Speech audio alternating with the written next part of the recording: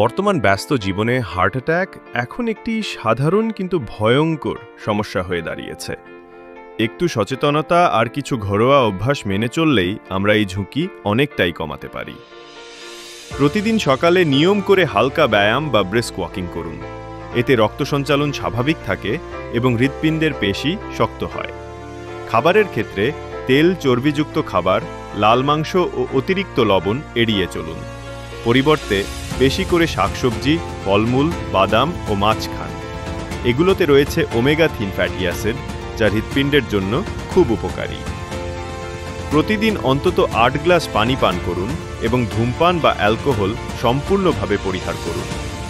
মানসিক চাপ কমাতে নিয়মিত মেডিটেশন বা নামাজ পড়া, হালকা সঙ্গীত শোনা বা পরিবারের সঙ্গে সময় কাটানোও কার্যকর ভূমিকা রাখে।